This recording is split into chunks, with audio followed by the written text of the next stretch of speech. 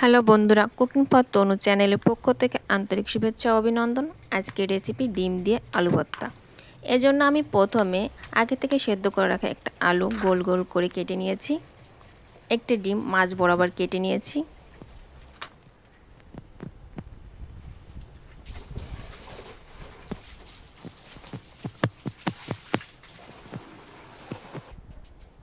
চুলায় একটা কড়াই বসিয়ে দিয়েছি। কড়াইটা গরম হলে সামান্য পরিমাণ তেল দিয়ে দিয়েছি। 3টা শুকনা ঝাল লাল লাল করে ভেজে নিয়েছি।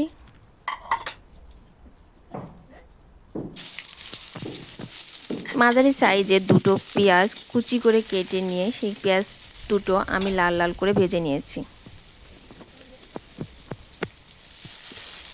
পরিমাণ মতো লবণ, পরিমাণ মতো হলুদ দিয়েছি।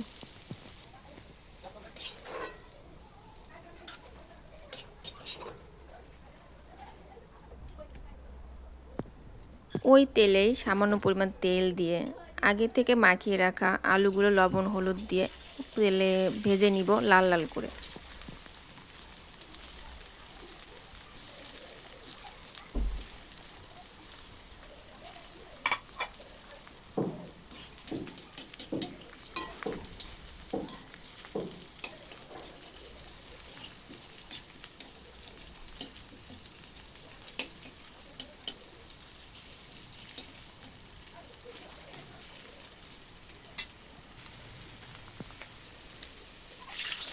আলুটা লাল লাল করে ভাজা হয়ে গেলে ওই আলুর ভিতরে আমি ডিমটা একটু লাল করে ভেজে নিব।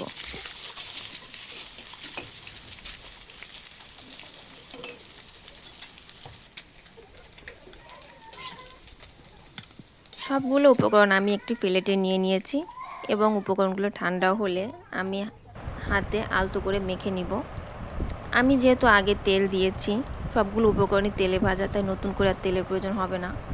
আর লবণও দিয়েছি, তাই প্রথম পর্যায়ে লবণ না দিয়ে পুনরায় টেস্ট করে লবণ দিতে হবে।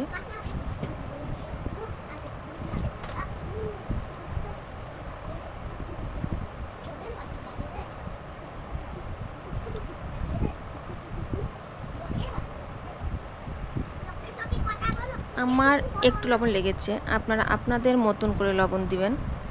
এভাবে মাখিয়ে নিলে আলু ভর্তার রেসিপি রেডি।